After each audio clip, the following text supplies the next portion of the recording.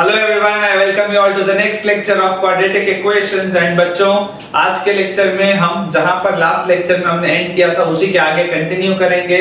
I believe मैंने जितने सारे आपको होमवर्क के क्वेश्चंस दिए थे आपने जरूर बच्चों को बढ़िया से प्रैक्टिस किया होगा। अगर आपने बच्चों उन क्वेश्चंस की प्रैक्टिस नहीं की है तो बिलीव मी बच्चों, आपका कोई फायदा नहीं हो सकता। सिर्फ और सिर्फ अगर आप लेक्चर को कहानी की तरह देखते रहेंगे, सुनते रहेंगे तो कुछ नहीं होने वाला।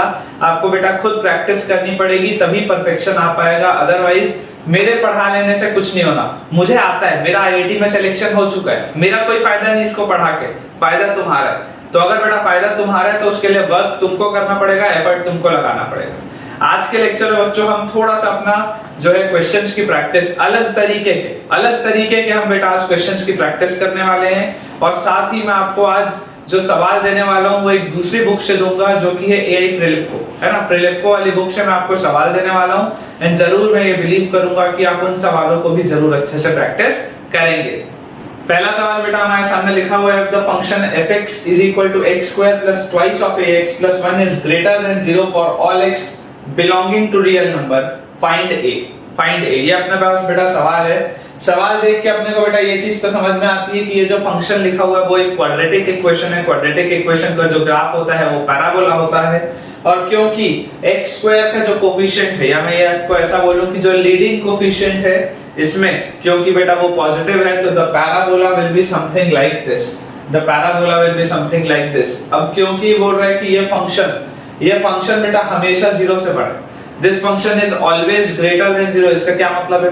अगर ये फंक्शन हमेशा 0 से बड़ा है इसका मतलब इसका डिस्क्रिमिनेंट 0 से छोटा होगा। इसका मतलब इसका डिस्क्रिमिनेंट 0 से छोटा होगा, मतलब कि बेटा ये वाला पैराबोला और ये वाले x एक्सिस के बीच में कभी भी कोई कांटेक्ट नहीं आएगा। There will be no contact. I can safely say that discriminant will be less than 0। तो बेटा यहाँ से आप देखो, जैसे ही आप डिस्क्रिमिनेंट बोलोगे तो डिस्क्रिमिनेंट क्या होगा? इसका b स्क्वायर माइनस 4ac। तो b स्क्वायर मतलब 2a का whole square minus 4ac should be less than 0। यही चीज मैं बोलूंगा, है ना, because this is greater than 0 for all x belonging to real number. तो इसका d इसलिए लेस देन 0। यहां से बेटा अपने पास आ गया 4a square minus 4 is less than 0। अगर बेटा मैं 4 कॉमन ले लूं, आई कैन से a square minus 1 is less than 0। और देखो ये 4 अगर मैं RHS में लेके जाऊंगा तो कोई फर्क नहीं पड़ेगा, है ना। 0/4 क्या होता है? 0/4 तो 0 होता है। तो यहां से a स्क्वायर माइनस 1 अपने पास लेस देन 0 आ गया, which means a minus 1 into a plus 1 is less than 0। और बेटा यहां से अगर हम इसको नंबर लाइन प्लॉट करें, इनइक्वालिटीज हमने ऑलरेडी पढ़ लिया है। This is -1, this is +1, positive negative positive, क्योंकि ये लेस देन 0 की बात होगी। ये लेस देन 0 की बात होगी बेटा। इक्वल टू 0 भी अपन नहीं बोल सकते क्योंकि कोई कांटेक्ट नहीं। तो यहां पर आपके पास बेटा आ जाएगा a belongs to open bracket -1 से 1। a belongs to open bracket -1 से 1। ये मेरे पास मेरा आंसर है। अब आपको बेटा अगर सिर्फ और सिर्फ इसमें a पूछा गया था तो आप ये रेंज बोल सकते हो।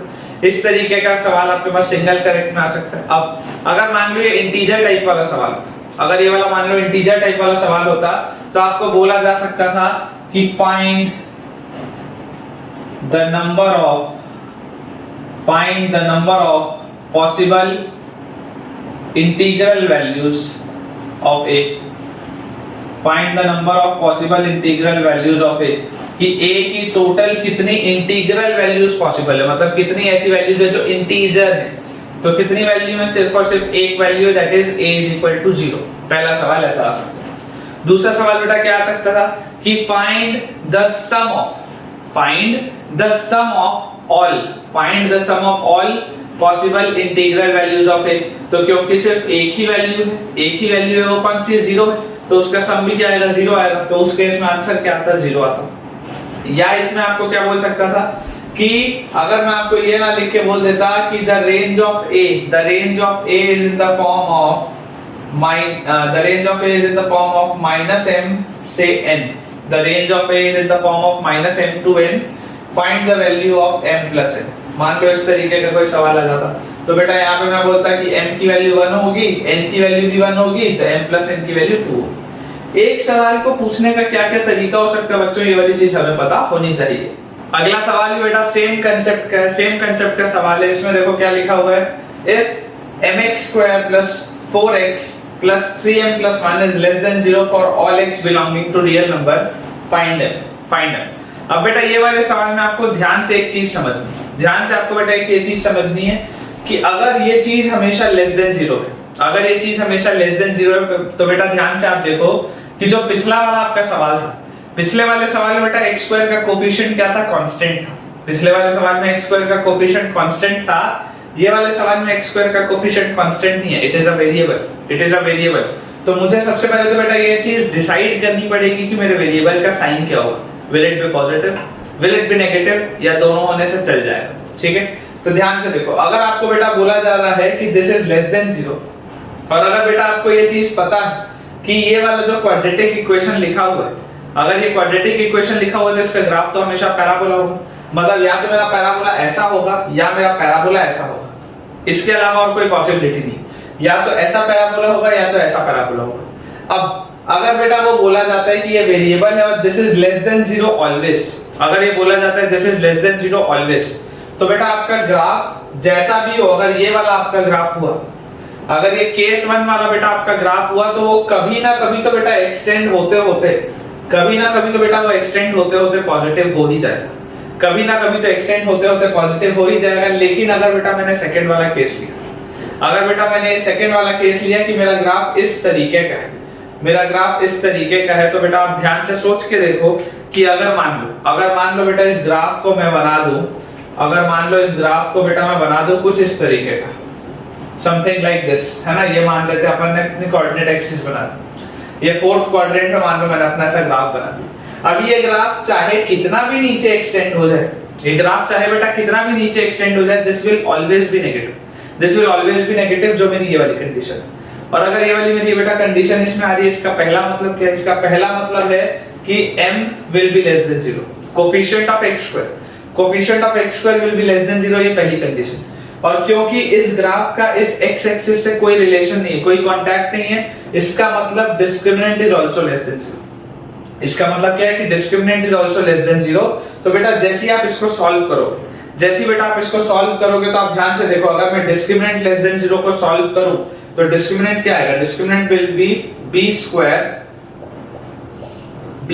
मतलब x का कोफिशिएंट -4a, और c की जगह में क्या लिख सकता हूं बेटा, c की जगह में लिख सकता हूं 3m + 1 which is the constant term, 3m + 1। this complete thing should be less than 0। जैसे बेटा हम इसको सॉल्व करेंगे, आप देखिए यहां पर बेटा ये जो 4 का स्क्वायर है, यहां पर बेटा जो ये 4 का स्क्वायर और ये वाला जो 4, अगर मैं आपको बोलूं ये वाला 4 और इस 4 स्क्वायर में से एक 4 बाहर निकाल लो और उसको उधर 0 के डिवाइड कर देंगे तो फर्क नहीं पड़ेगा, ठीक है ना, कॉमन लेके इस साइड भेज देंगे तो 0/4 क्या हो जाएगा, 0 हो जाएगा, फर्क नहीं पड़ता लिखा हो या ना लिखा हो। यहां से देखो क्या लिखा है, 4 minus m into 3m is 3m² और m into 1 is m with a minus sign, तो minus m, this will be less than 0। जैसे बेटा ये सारे टर्म्स को मैं उस साइड ले जाऊंगा तो I can say 3m² plus m minus 4 should be greater than 0। And जैसे बेटा इसको मैं फैक्टराइज करूंगा, I can say 3m² plus 4m minus 3m, कितना आ जाएगा बोलो, प्लस m आ जाएगा, और 4 into -3 कितना होता है, -12 होता है, तो यहाँ पे -4 greater than 0। m आ गया बेटा कॉमन, अंदर बचा 3m plus 4, -1 आ गया बेटा कॉमन, अंदर बचा 3m plus 4 is greater than 0। यहां से अपन बेटा इसको जब फैक्टराइज करेंगे, this will be m - 1 multiplied by 3m plus 4, m - 1 multiplied by 3m plus 4, और ये पूरी की पूरी बेटा जो चीज वो क्या आनी चाहिए, 0 से बड़ी आनी चाहिए, क्या आनी चाहिए, 0 से बड़ी आनी चाहिए। तो देखो बेटा यहाँ पर अपने पास है -4/3, ये वाला अपने पास पॉइंट है 1, इसको बोला पॉजिटिव, इसको बोला नेगेटिव, इसको बोला पॉजिटिव। मेरे पास क्योंकि यहाँ पे बेटा लिखा हुआ है ग्रेटर देन 0, क्या लिखा हुआ है, ग्रेटर देन 0, तो इसको अगर मैं देखूंगा तो I will say m belongs to -infinity से -4/3 यूनियन 1 से इंफिनिटी।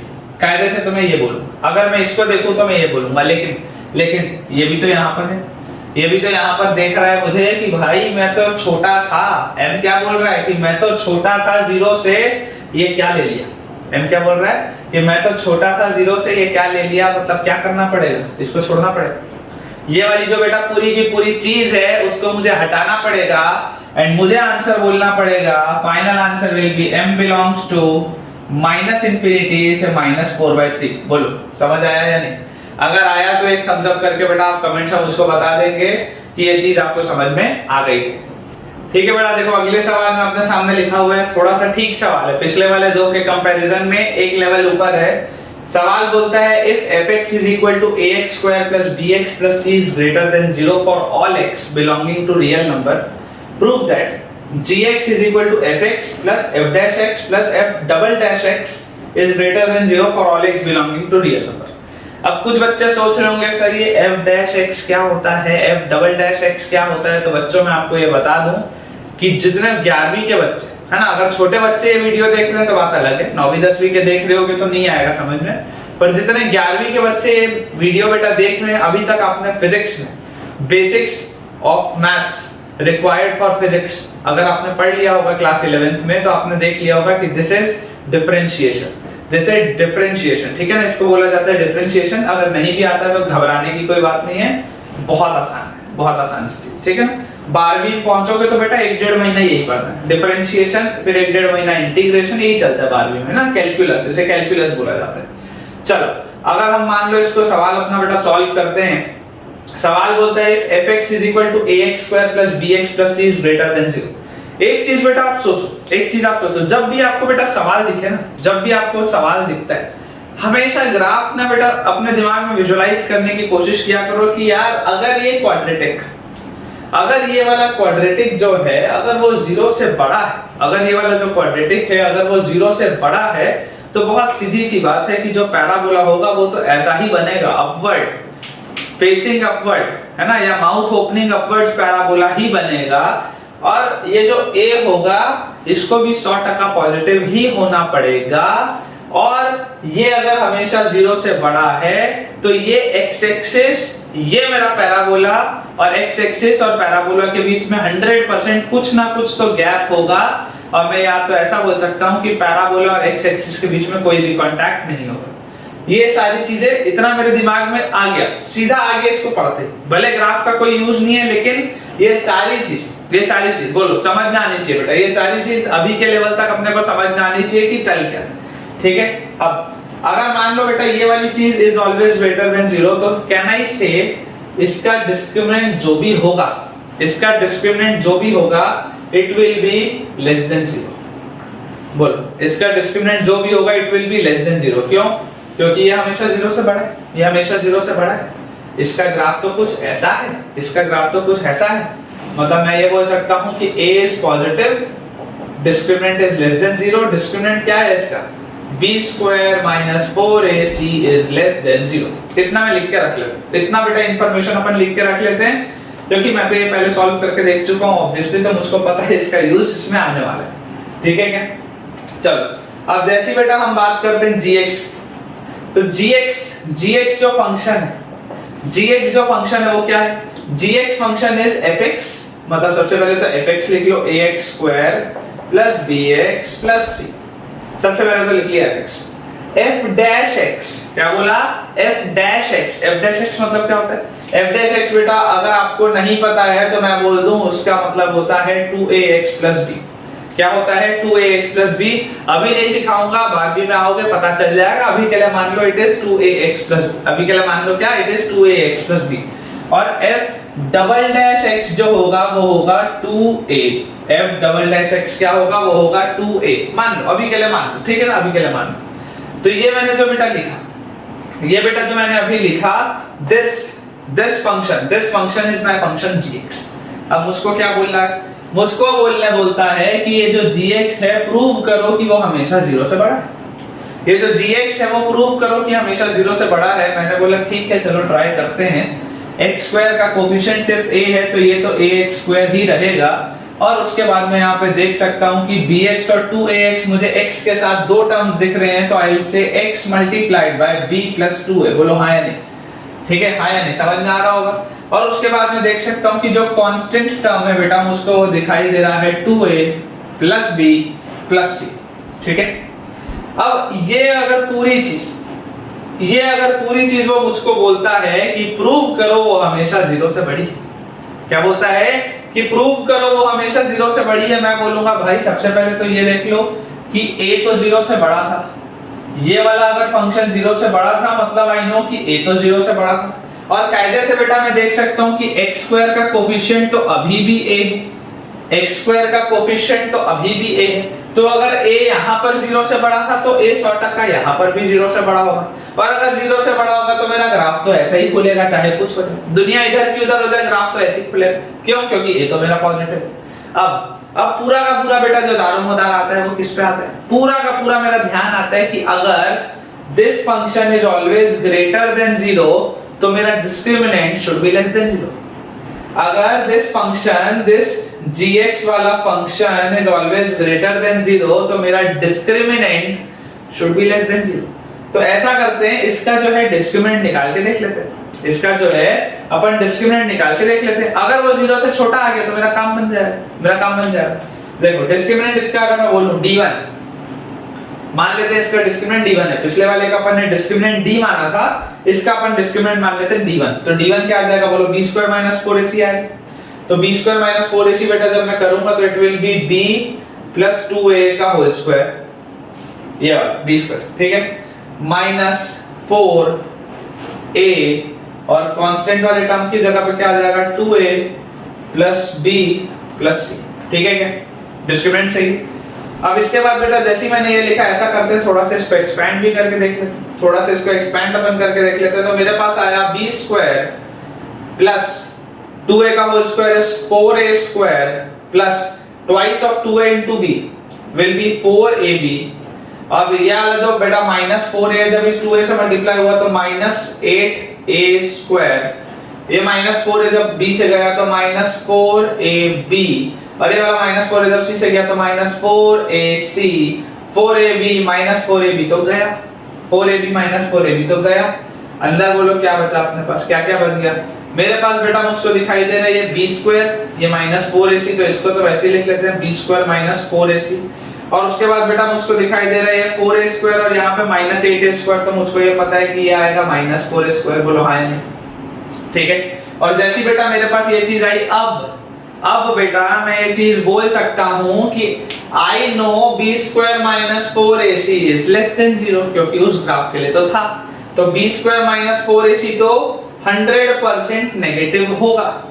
और ये जो बेटा आपके पास 4a स्क्वायर है, 4a स्क्वायर है, तो a तो क्या है, परफेक्ट स्क्वायर, ये जो a स्क्वायर है वो क्या है, परफेक्ट स्क्वायर, 4 से मल्टीप्लाई हुआ तो वो भी पॉजिटिव, और सामने लग गया नेगेटिव साइन, इसका मतलब मैं क्या बोल सकता हूं कि ये जो पूरी चीज है वो भी क्या है बेटा, वो भी तो नेगेटिव है, ये भी नेगेटिव, ये भी नेगेटिव, तो दोनों का सम भी नेगेटिव। और ये पूरा का पूरा जो डिस्क्रिमिनेंट मैं बोला d1, डिस्क्रिमिनेंट जो मैंने बेटा बोला d1, वो भी कितना आ गया, नेगेटिव आ गया। तो एक बार अगर मेरे पास इसका डिस्क्रिमिनेंट नेगेटिव आ गया तो मैं बोल सकता हूं ना भाई कि यहाँ पे ग्राफ और x एक्सिस के बीच में जगह बचेगा, और जगह बचेगा इसका मतलब क्या होता है, जगह बचेगा इसका मतलब ये होता है कि ग्राफ का x एक्सिस से कोई भी कांटेक्ट नहीं आएगा, और अगर इसका इससे कोई भी कांटेक्ट नहीं आएगा इसका मतलब सिर्फ और सिर्फ एक है कि ये हमेशा 0 से बड़ा होगा। ठीक है बेटा, देखो नेक्स्ट सवाल हमारे सामने लिखा हुआ है, ये भी थोड़ा ऑब्जर्वेशन का सवाल है, लिखा है if p times q minus r times x square plus q times r minus p times x plus r times p minus q is equal to 0 has real and equal roots। क्या बोल रहा है, has real and equal roots, काम की चीज, then prove that p q r are in harmonic progression। अब इसका सवाल अगर मान लो आपके पास ऑप्शंस वाले में होता तो 4 ऑप्शन दे देता, p q r r n a p g p h p none of these, ऐसा सवाल भी आ सकता था। ठीक है, तो चलो अगर मान लो अपने पास बेटा ये सवाल है, अब जो सबसे पहली चीज बेटा आपके दिमाग में आनी चाहिए इसको पढ़ने के बाद, वो है क्या चीज, बोलो। सबसे पहली चीज है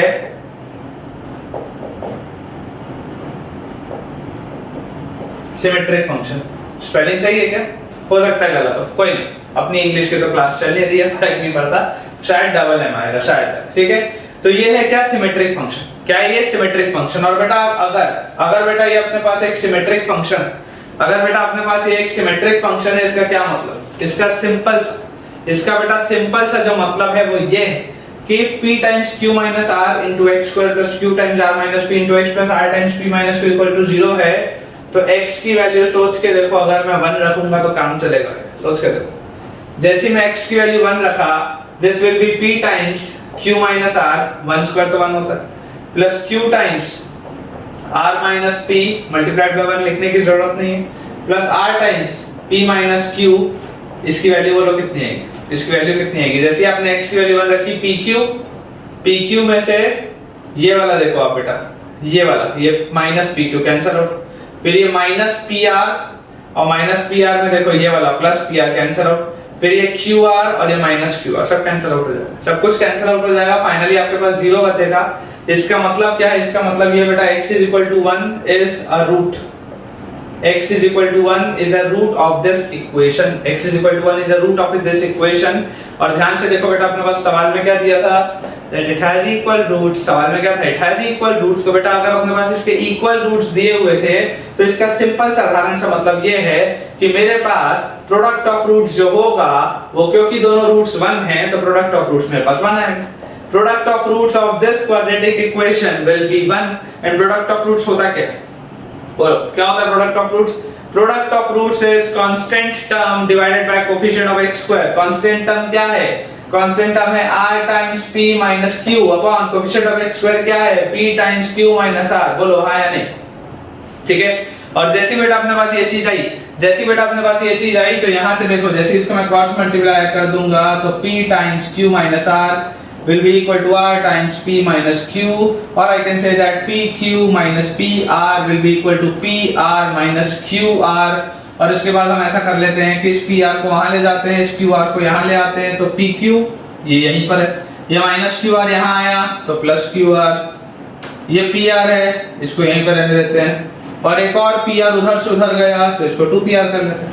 ठीक है क्या? और जैसे ही बेटा अपने पास ये चीज आई, तो मैं यहां से आपको बोल सकता हूं क्या चीज? बोलो, यहाँ से हम ऐसा कर लेते हैं कि LHS में से Q कॉमन लेके अंदर लिख लेते हैं P प्लस R, यहाँ पे लिख लेते हैं 2PR, Q की वैल्यू आ जाएगी 2PR upon P plus R। और ये जो फंक्शन का कंडीशन आता है वो कब आता है? जब PQR होते हैं HP में। जब PQR किस में होता है? हार्मोनिक प्रोग्रेशन में, तभी तो आता है बेटा आपके पास, तभी तो आता है कि Q बराबर 2PR by P plus R। तो ये वाली जो बेटा चीज है अपनी वो प्रूफ हो चुकी है। अगला सवाल बेटा देखो अपने सामने लिखा हुआ है, इसमें जो अभी कंसेप्ट यूज होगा, इसमें बेटा जो कंसेप्ट यूज होगा वो हमने सेकंड लेक्चर में क्वाड्रेटिक के पढ़ा है। ठीक है ना? पढ़ा है हमने।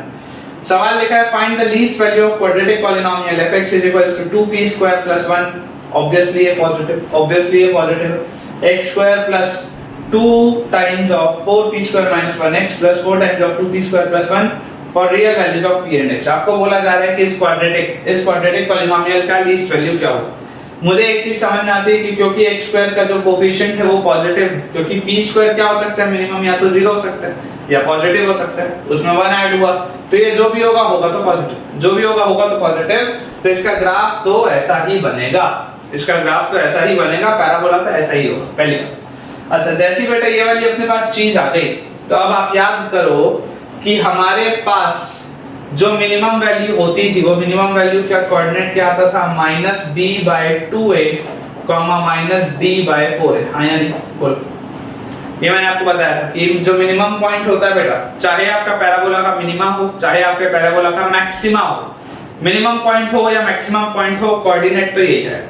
कोऑर्डिनेट क्या आएगा? यही आएगा -b/2a, -d/4a। अब देखो, अगर मेरे को बोलता है कि लीस्ट वैल्यू बताओ इस क्वाड्रेटिक पॉलिनोमियल की, तो इसकी लीस्ट वैल्यू क्या होगी? स्वाभाविक सी बात है कि इसकी लीस्ट वैल्यू होगी -d/4। The least value will be equal to -d/4a, or I can say this as 4ac minus b square by 4a। बोलो हाँ या नहीं? ठीक है, 4ac minus b square by 4a। और जैसी बेटा ये चीज आई, जैसी बेटा ये वाली चीज मेरे पास आई, देखो 4 times of a 2p square plus 1c, 4 times of फिर 2p square plus 1, ये क्या लिख लिया? 4ac लिख लिया।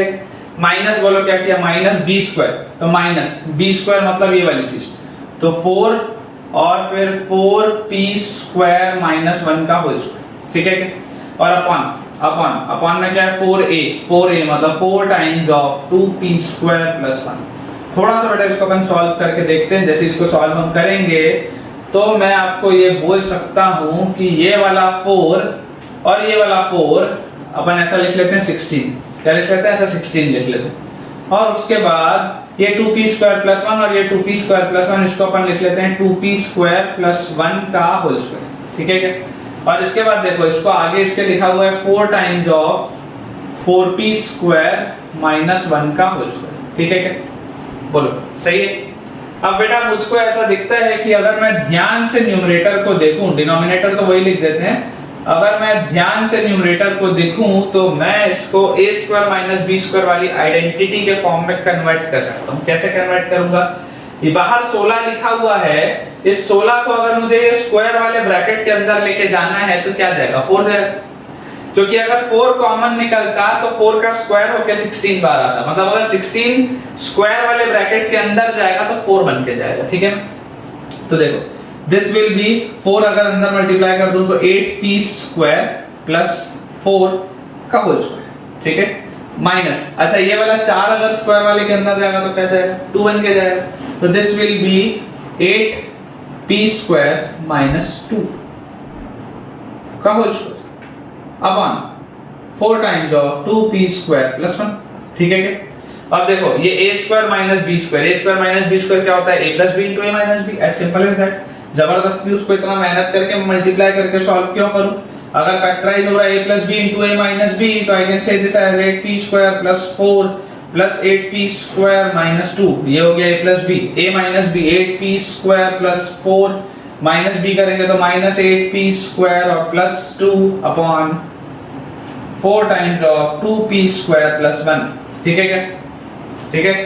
और जैसी बेटा अपन ने ये चीज लिख ली, अब थोड़ा सा आप ध्यान से देखो कि ये वाला माइनस 8p स्क्वायर और ये वाला प्लस 8p स्क्वायर तो कट गया, ये तो कट गया, क्या बचा बोलो, अपने पास यहाँ पर देखो ये 8p स्क्वायर, ये 8p स्क्वायर और माइनस 2 और प्लस 4, तो अगर मैं इसको डायरेक्टली लिखूं तो क्या इसको मैं ऐसा लिख सकता हूं कि 8 और 8 हो गया 16p स्क्वायर और 4 में से 2 गया तो मेरे पास बचा 2, और ब्रैकेट के बाहर अगर मैं देखूंगा तो 4 और 2 हो जाएगा 6 और upon 4 times of 2p square plus 1, ठीक है क्या। और ध्यान से देखो बेटा ये ऊपर वाले ब्रैकेट में से भी पहले वाले ब्रैकेट में से 2 कॉमन आता है, तो अगर इसमें से 2 कॉमन आता है तो इस 2 को अपन लिख देते हैं 1, ये जो 16 है इसको अपन लिख देते हैं 8, और ये वाला जो 6 है क्योंकि 2 कॉमन आया तो दिस विल बी 12, ठीक है क्या। यहाँ पर अपने पास क्या था 4 प्लस 2 6 था ना, 2 कॉमन आया तो 6 मल्टीप्लाई बाय 2 12 वाला, ठीक है। अब देखो आप बेटा आप एक सिंपल सी बात सोचो, आपके पास ये जो चीज लिखी हुई, आपके पास ये जो चीज लिखी हुई है इफेक्टिवली क्या लिखी है, 4 से 12 इसको काट दो 3 लिख दो, इफेक्टिवली बेटा तुम्हारे पास लिखा हुआ है 3 times of 8p square plus 1 upon 2p square plus 1, ऐसा लिखो, ठीक है ना। कुछ बच्चों को अभी भी कंफ्यूजन होगा, सर यहाँ से भी नहीं आता समझ, कुछ बच्चे बोलेंगे सर यहाँ से भी नहीं आता समझ में, और सिंपलीफाई करो और सिंपलीफाई करो, तो मैं तुमको बोलूंगा ठीक है अपन इसको ऐसा कर लेते हैं, लेट अस डू दिस 3, उसके बाद अंदर देखना मैं क्या कर रहा हूँ, ये 8p स्क्वायर, अच्छा ये जो प्लस 1 है इसको ऐसा लिख लेते हैं प्लस 4 और माइनस 3, ऐसा लिख लेते हैं, प्लस 1 को क्या लिख लेते हैं प्लस 4 माइनस 3, और अपॉन में 2p स्क्वायर प्लस 1 को वैसे का वैसा कर लेते हैं, ठीक है। और यहाँ से इसको अपन लिख लेते हैं 3 और दूसरे तरीके का ब्रैकेट लगाते हैं ऐसा कर्ली वाला, 8p स्क्वायर प्लस 4 है, तो बेटा अगर मैं 4 ऐसे बाहर ले लूं और अंदर लिख लूं 2p स्क्वायर प्लस 1 और माइनस 3 और अपॉन 2p स्क्वायर प्लस 1, ठीक है क्या बोलो, सही है, वही चीज है बेटा, वही चीज है। ये वाले जो दोनों टर्म थे, ये जो ऊपर वाले ये वाले जो दोनों टर्म थे, इसमें से मैंने 4 बाहर निकाला तो मैंने अंदर लिखा 2p स्क्वायर प्लस 1 और उसके बाद ये माइनस 3 वैसे ही है, नीचे वाला 2p स्क्वायर प्लस 1 वैसे ही। अब एक बस फाइनल स्टेप और उसके बाद तुमको दिखने लगेगा कि 3 टाइम्स ऑफ ब्रैकेट ये 4 into 2p square plus 1 upon 2p square plus 1 आएगा 4 minus 3 upon 2p square plus 1, हाँ ठीक, यहाँ पर बच्चे बोलेंगे हाँ सर अब दिखाई देता है, अब दिखाई देता है। कैसे दिखाई देता है सर? आपने बोला था कि लिस्ट वैल्यू निकालो, ये मैंने पूरी मेहनत करके इसकी लिस्ट वैल्यू बतानी। इसकी अगर मुझको सर लिस्ट वैल्यू बतानी है तो मैं क्या बोलूंगा? मैं बोलूंगा सर कि देखो 3 तो कांस्टेंट है, 3 तो कांस्टेंट है, मेरे हाथ में नहीं। ये वाला 4 भी कांस्टेंट है, ये भी मेरे हाथ में नहीं। ये माइनस साइन के बाद वाली जो चीज है, माइनस साइन के बाद वाली चीज में ऊपर वाला 3 कांस्टेंट है, हाँ नीचे वाला वेरिएबल है, मुझको जो करना है वो इसी के साथ करना है, ठीक है। ये जो बेटा पूरी चीज है ब्रैकेट के अंदर, ये जो बड़े वाले ब्रैकेट के अंदर जो पूरी चीज है, ये मिनिमम कब होगा? ये मिनिमम तब होगा जब इसमें से माइनस होने वाली चीज मैक्सिमम होगी। सोच के देखो, ये पूरी क्वांटिटी विल बी मिनिमम जब इसमें से माइनस होने वाली चीज सबसे बड़ी होगी। जितना ज्यादा माइनस करके हटा दोगे उतना कम बचेगा। तो माइनस ये वाली जो चीज है, मतलब 3/2p² + 1, ये वाली चीज मैक्सिमम होनी चाहिए, ठीक है क्या? और अगर बेटा ये वाली पूरी चीज मैक्सिमम होनी चाहिए तो ये मैक्सिमम कब होगी? ये मैक्सिमम तब होगा जब इसका डिनोमिनेटर मिनिमम होगा। सोचो, ये अगर पूरी क्वांटिटी है, इस पूरी क्वांटिटी को मैक्सिमम करना है तो डिनोमिनेटर जो है वो सबसे छोटा होना चाहिए। या तो न्यूमरेटर बड़ा हो या डिनोमिनेटर छोटा। न्यूमरेटर तो मेरा कांस्टेंट है, वो तो कुछ नहीं कर सकता, तो डिनोमिनेटर को क्या होना पड़ेगा? डिनोमिनेटर को बेटा छोटा होना पड़ेगा। डिनोमिनेटर को बेटा छोटा होना पड़ेगा, तभी ये वाली पूरी की पूरी क्वांटिटी मैक्सिमम होगी। तो अब देखो 2p² + 1, 2p² + 1 मिनिमम क्या हो सकता है? This 2p² + 1 will be minimum when p = 0, क्योंकि परफेक्ट स्क्वायर जो होता है बेटा वो कभी भी 0 से छोटा तो हो ही नहीं सकता। मिनिमम क्या हो सकता है? 0 हो सकता है। बोलने का जो सिंपल सा मेरा मतलब है वो ये है कि सर अगर आपको इसको मिनिमम करना है तो आप इस p² को क्या रख दो? 0, या p को रख दो 0। तो जैसे आप इसको सर 0 रखोगे तो 2 × 0 हो जाएगा 0, तो 3 डिवाइडेड बाय बचेगा 1, मतलब 4 - 3, 4 - 3 होता है 1, मतलब आगे 1 जब 3 से मल्टीप्लाई होगा तो सर इस पूरे की मिनिमम वैल्यू आएगी 3। इस पूरे की मिनिमम वैल्यू आएगी 3। ये 3 कब आई? मिनिमम वैल्यू 3 तब आई जब p की वैल्यू आपने ली 0, जब p की वैल्यू आपने ली 0। अब आपको क्या बोल रहा है कि सर x भी बता दो। आपको क्या बोल रहा है? x भी बता दो भैया। अगर आपने p बता दिया 0 है तो x भी बता दो, x क्या होना चाहिए? तो जो x कोऑर्डिनेट होता है, बेटा यहाँ पर अपन थोड़ी सी जगह में लिख लेते हैं। x कोऑर्डिनेट क्या होता है? बोलो x कोऑर्डिनेट होता है -b/2 है। -b/2 है मतलब माइनस टाइम्स ऑफ b क्या है? b is twice of 4p² - 1 -b/2 है, 2 टाइम्स ऑफ 2p² + 1। और मुझे ये ऑलरेडी पता है कि p की वैल्यू क्या है? p की वैल्यू तो 0। तो अगर p की वैल्यू 0 है तो -2 × 0 ×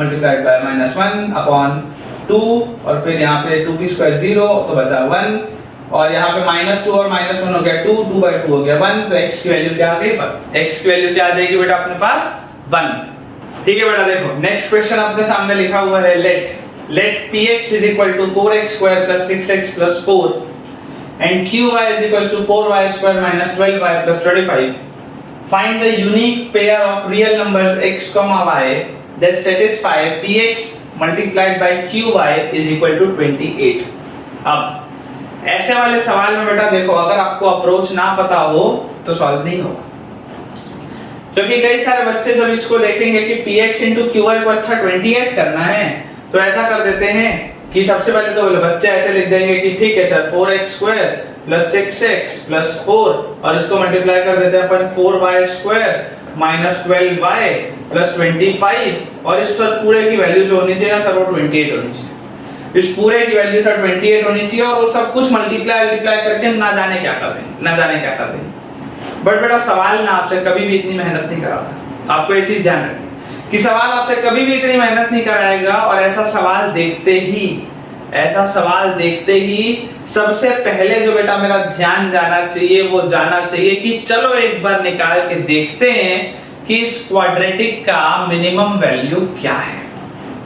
ऐसा सवाल देखते ही कोई भी, मैं आपको सोचना सिखा रहा हूं बेटा, आप बोलोगे सर आपको कैसे पता चला? अरे मैं गधों वही सिखा रहा हूं, मैं सोचना ही तो सिखा रहा हूं तुमको कि सोचा कैसे जाता है, सवाल को अप्रोच कैसे किया जाता है। मैं बोलूंगा कि अगर मैंने क्वाड्रेटिक देखी और अगर उसके सारे के सारे कोफिशिएंट्स मेरे को पता हैं तो बेटा जो मेरा पहला ध्यान जाएगा वो इस बात पे जाएगा कि यार एक बार चलो निकाल के देखते हैं कि इसकी मिनिमम वैल्यू क्या है। तो अगर मैं बोलूंगा बेटा पहला वाला क्वाड्रेटिक, क्योंकि x स्क्वायर का कोफिशिएंट पॉजिटिव है तो क्लियर बात है पैराबोला तो ऐसा होगा, upward opening parabola, minimum value आएगी। पहले वाले क्वाड्रेटिक की मान लेते हैं वो px की अगर मैं बोलता हूं मिनिमम वैल्यू, px की मिनिमम वैल्यू क्या होगी 4ac - b² / 4a - d/4a, मतलब क्या होता है 4ac - b² / 4 है, ये होनी चाहिए उसकी मिनिमम वैल्यू। और अगर बेटा ये उसकी मिनिमम वैल्यू होनी चाहिए तो आप सोच के देखो 4 times of a c minus b² upon 4a, ये चीज आएगी। यहां से देखो आप क्या बोलोगे सर 4 क्यूब होता है 64, 64 में से माइनस कर दो 36, नीचे लिखा हुआ है 16, तो अपन सर इसको लिख सकते हैं 64 में से जब 36 जाएगा तो मेरे पास बचेगा 28, क्या बचेगा 28, और अपॉन में आएगा सर 16। तो मैं बोलूंगा बेटा देख वहां 28 दिख रहा है, यहाँ एक 28 दिख रहा है, जबरदस्ती मत काटो, अगला निकाल के देखते हैं। जबरदस्ती कैंसिल आउट मत करो, कर भी सकते हो कोई फर्क नहीं पड़ता, लेकिन मैं बोलता हूँ यार जब आंसर जैसा दिख रहा है वहां पे तो जबरदस्ती उसको क्यों छेड़ो, मत छेड़ो। अच्छा px का मिनिमम निकाल लिया, let us try to calculate qy minimum also, क्योंकि y² का भी जो कोफिशिएंट है वो पॉजिटिव है तो qy का भी जो पैराबोला होगा it will be a mouth upward opening parabola, और क्योंकि qy का मेरे को मिनिमम वैल्यू निकालना है तो इसका मिनिमम वैल्यू भी क्या होगा 4ac - b² / 4 है, 4ac - b² / 4 है तो 4ac - b² है ना। तुम -12 का स्क्वायर लिखो कि +12 का स्क्वायर लिखो फर्क नहीं पड़ेगा ना, है ना। ये तुम ऐसा -12 का स्क्वायर लिख लो अगर तुमको खुशी मिलती है तो, कि तुम बोलोगे सर b तो -12 है, ऐसा -12 का स्क्वायर लिखो, हार्डली मेक्स अ डिफरेंस, ऊपर स्क्वायर लगा हुआ है अपॉन 4a, ठीक है क्या, ठीक है। यहां से देखो बेटा ध्यान से देखो 4 * 25 होता है 100 मल्टीप्लाई बाय 4 होता है 400 माइनस 12 का स्क्वायर होता है 144 अपॉन 4² 16, 400 में से अगर 144 गया तो बचा 256, 256 अपॉन 16, 256 अपॉन 16। और बेटा आप ध्यान से देखोगे अगर तो आप ये पाओगे कि 16 का स्क्वायर 256 होता है, मतलब आपके पास ये इफेक्टिवली कितना बचा, qy की मिनिमम वैल्यू आई 16, px की मिनिमम वैल्यू आई थी 28/16, मतलब कि px into qy कि अगर बेटा मैं बोलता हूं मुझको बताओ मिनिमम वैल्यू तो तुम क्या बोलोगे सर 28/16 मल्टीप्लाइड बाय 16, 16 से 16 गया बचा 28, 16 से 16 गया बचा 28, मतलब कि ये दोनों क्वाड्रेटिक की मिनिमम वैल्यू 28 है बेटा, ये दोनों क्वाड्रेटिक की मिनिमम वैल्यू 28 है। इसका मतलब x की वैल्यू क्या होगी -b/2 है, y की वैल्यू क्या होगी -b/2 है। The question is as simple as that, सवाल उतना ही आसान है, सवाल उतना ही आसान है। मैं बोलूंगा बेटा x की minimum value will be -b/2 है, so I will say minus b क्या है 6 अपॉन ट्वाइस ऑफ a क्या है 4, -6/8 is -3/4 x coordinate, y will be -b/2 है, b क्या है -12 अपॉन ट्वाइस ऑफ a क्या है 4, 12/8 is 4/3, सॉरी 12/8 is 3/2। तो हमारे पास जो x, y कोऑर्डिनेट्स है that those are -3/4, 3/2।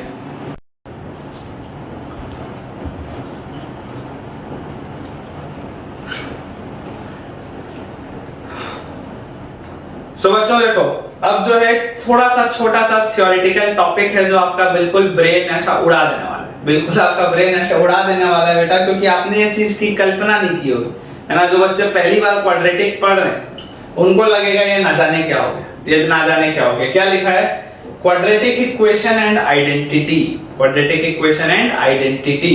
If a quadratic equation has three distinct roots, ये क्या लिख दिया पहली लाइन में, क्या लिख दिया, if a quadratic equation has three distinct roots, again मैं पढ़ लेता हूँ, if a quadratic equation जिसके कायदे से दो रूट्स होते हैं, if a quadratic equation has three distinct roots then it must be an identity,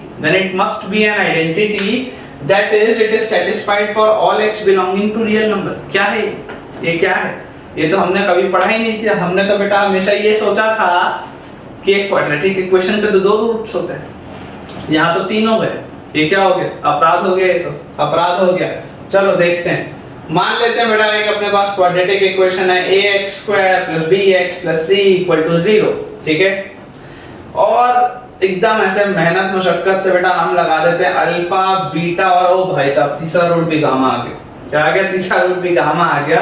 तो अगर बेटा हमारे पास इसके तीन रूट्स हैं, अल्फा बीटा एंड गामा, तो आप मुझको एक सिंपल सी बेटा चीज बताओ कि अगर मैं इसमें अल्फा रखूंगा तो a α² + b α + c = 0 दिया है, ठीक है। अच्छा इसके बाद अगर मैं इसमें बीटा रखूंगा तो मेरे पास आएगा a β² + b β + c = 0, ठीक है क्या? बोलो ठीक है क्या? इतना में तो दिक्कत नहीं होनी चाहिए।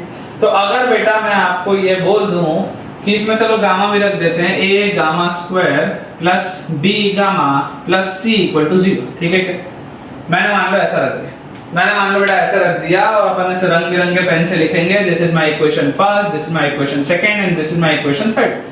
अब ये जो बेटा मैंने तीन इक्वेशन लिखे हैं, मैंने बेटा तुमको बोला चलो पहले के दो लेते हैं। क्या बोला मैंने? चलो पहले के दो लेते हैं और पहले के दोनों को सब्ट्रैक्ट कर देते हैं, माइनस कर दो। पहले के दोनों को माइनस कर दो। तो माइनस करते ही मैंने यहाँ पे बेटा लिखा इक्वेशन 1 माइनस इक्वेशन 2। तो देखो a α² माइनस a β², a आया बाहर, अंदर बचा α² माइनस β², बोलो हाँ या ना। b अल्फा b बीटा, तो यहाँ पे आएगा प्लस b कॉमन, अंदर बचा अल्फा माइनस बीटा, और c से c माइनस हो गया तो बचा यहाँ पे 0, बोलो हाँ या नहीं, ठीक है। और जैसे बेटा ये दोनों मैं देख रहा हूँ, अब मुझको बताओ a times α² minus β² can be written as alpha minus beta into alpha plus beta plus b times alpha minus beta is equal to 0। अब जैसे ही ये आया तो मुझको एक चीज सिंपल सी बताओ, साधारण सी बताओ कि अगर हम इसमें से अल्फा माइनस बीटा को कॉमन ले लेते हैं तो हमारे पास ब्रैकेट के अंदर बच जाएगा a times alpha plus beta plus b should be equal to 0, बोलो हाँ या नहीं। और ध्यान से देखो यहाँ पे क्या लिखा हुआ है, for quadratic equation has three distinct roots, मतलब alpha is not equal to beta is not equal to gamma. ये तीनों अगर बराबर नहीं है, मतलब मैं ये सीधा बोल सकता हूं that this alpha minus beta can not be equal to 0। तो अगर ये पूरी चीज 0 नहीं हो सकती, इसका मतलब इस पूरे को ही 0 होना पड़ेगा, तभी तो प्रोडक्ट 0 आएगा, ठीक है क्या? चलो इस चीज को फिलहाल यहीं पर रखते हैं कि अपन ऐसा करते हैं, रेड पेन से यूज कर देते हैं। इसको अपन लिख लेते हैं a times alpha plus beta plus b is equal to 0, ऐसा लिख के अपन छोड़ देते हैं, ठीक है ना। आज मेरे को ऐसा लग रहा है थोड़ा सा क्लास की एनर्जी बढ़ सी गई है, मुझे ऐसा लग रहा है कि मैं लाइव क्लास ले रहा हूँ, जैसा हम लोग नॉर्मली क्लासरूम में पढ़ाते हैं, ठीक है ना। नहीं तो जनरली उस तरीके की फीलिंग नहीं आती बेटा मोबाइल के कैमरे को देख के क्या पढ़ा रहे हो। चलो अगर अब मान लो बेटा अभी मैंने आपको माइनस किया था इक्वेशन में से 1 में से अगर 2 को, तो अगर अब मैं आपको बोलता हूं कि 1 में से 3 को माइनस करो, क्या बोलो? 1 में से 3 को अगर मैं बोलता हूं माइनस करो, तो बोलो यहाँ पे लिखूंगा a टाइम्स α² माइनस गामा²। देखो यहाँ जैसे लिखा था α² माइनस β², वैसे ही अगर मैंने बोला इक्वेशन 1 माइनस इक्वेशन 3, तो I will be writing a times α² minus gamma plus b times alpha minus gamma, c से c cancel, this should be equal to 0। और यहां से आ जाएगा क्या? Alpha minus gamma. देखो एक स्टेप खाते हुए बेटा मैं डायरेक्टली लिख रहा हूं a times alpha plus gamma plus b is equal to 0। जो यहां लिखा था वैसे, ठीक है ना। एक स्टेप बीच का खाली है, तुम लोग खुद से लिख लेना, आ जाएगा। तो यहां से बेटा देखो अल्फा और गामा तो बराबर है, नहीं मतलब ये वाला तो नॉन जीरो। अगर ये वाला पहला ब्रैकेट नॉन जीरो है, मतलब दोनों का अगर प्रोडक्ट 0 लाना है तो ये वाली चीज को 0 होना पड़ेगा। मतलब मैं यहाँ पे बेटा लिख सकता हूँ a times alpha plus gamma plus b should be equal to 0, ठीक है क्या? क्योंकि अल्फा बीटा और गामा तीनों तीनों बेटा अनइक्वल है, तो अल्फा माइनस बीटा भी जीरो नहीं हो सकता, अल्फा माइनस गामा भी जीरो नहीं हो सकता। तो ये दोनों ब्रैकेट की जो अगर प्रोडक्ट्स को जीरो होना है तो दूसरे वाले ब्रैकेट को ही जीरो आना पड़ेगा, दूसरे वाले ब्रैकेट को जीरो आना पड़ेगा, नहीं तो काम नहीं चलेगा।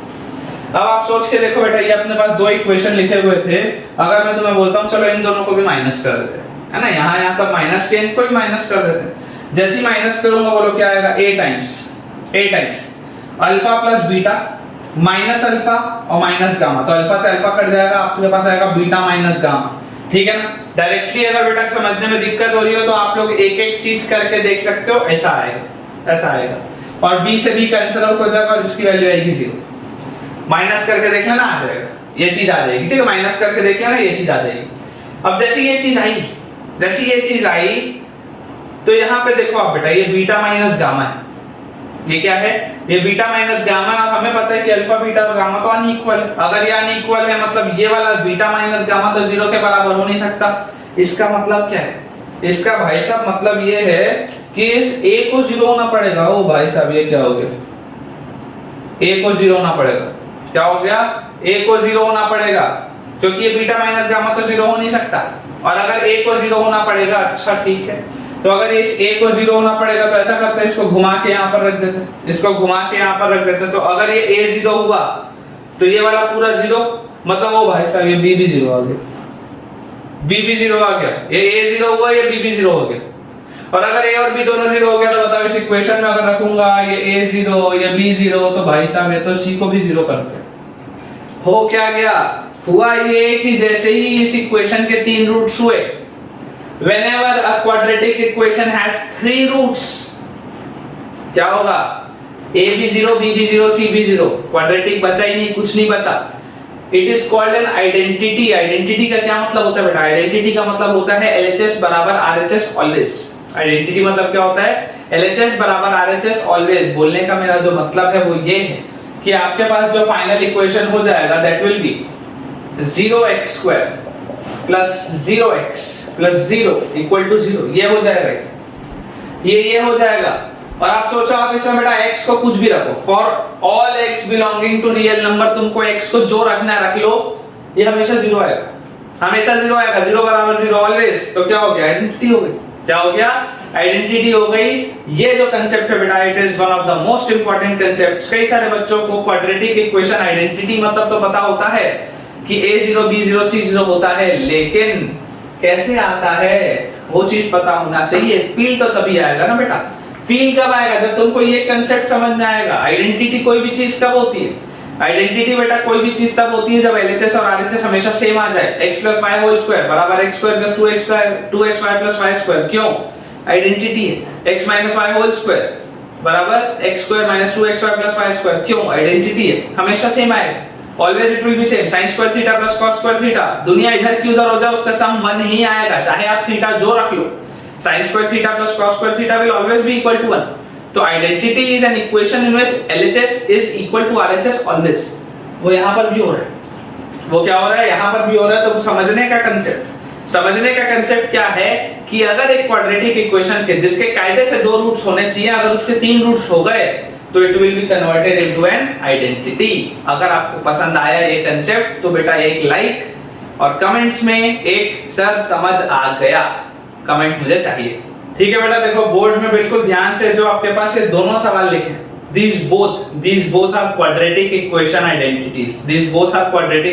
identities, ध्यान से देखो। अगर मैं x की वैल्यू a रखूं, मैं x की वैल्यू b रखूं, मैं x की वैल्यू c रखूं, तीनों के लिए सेटिस्फाइड है। देखो x की वैल्यू a रखोगे तो a - b into a - c, a - b into a - c cancel out, यहाँ आ गया 1। x की वैल्यू आप a रखोगे तो देखो a - a, ये 0 आ जाएगा, तो ये पूरी चीज 0। x की वैल्यू आप a रखोगे तो a - a, ये 0 आ जाएगा, ये पूरी चीज 0। तो 1 = 1, ठीक है। वैसे ही अगर आप x की वैल्यू बेटा b रखोगे तो देखो b - b, ये पूरी चीज 0, b - b, ये पूरी चीज 0, b - c, b - a, b - c, b - a, cut 1 = 1। Same goes with c, तीन रूट्स आ रहे हैं भाई सब क्वाड्रेटिक। वैसे ही नीचे वाला देखो, नीचे वाले में बेटा आप x की वैल्यू a रखो, बी रखो, सी रखो, तीनों में सेटिस्फाइड। जैसे ही आप x की वैल्यू a रखोगे तो देखो a minus b, a minus c, a minus b, a minus c, नीचे से कट, यहाँ आया a स्क्वायर, आपने x की वैल्यू a रखी, यहाँ पे भी आया a स्क्वायर। अब जैसे x की वैल्यू a रख रहे हो, a minus a 0, a minus a 0, same goes with bh।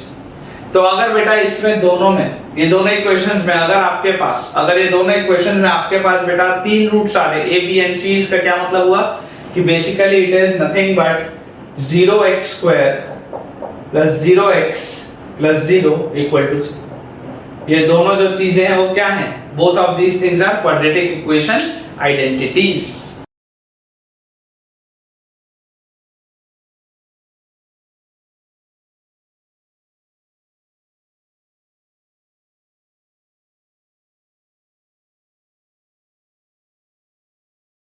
ठीक है बच्चों, तो आई होप आपको आज का लेक्चर बहुत पसंद आया होगा। और आज के लेक्चर में मुझे भी ऐसा लग रहा है कि एनर्जी काफी अच्छी थी। मुझे बिल्कुल ऐसा लग रहा था कि मैं अपने सामने सारे बच्चों को देख के पढ़ा रहा हूं। तो अगर आपको आज का लेक्चर बच्चों पसंद आया तो जरूर वीडियो को लाइक करें। मुझे कमेंट्स में इन सब का आपको बेटा होमवर्क सॉल्व करके बताना है कि आपसे हो गया है या नहीं हुआ।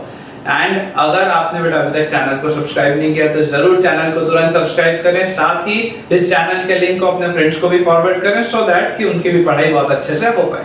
जब तक हमारा अगला लेक्चर नहीं आता तब तक के लिए thank you all very much for watching this video.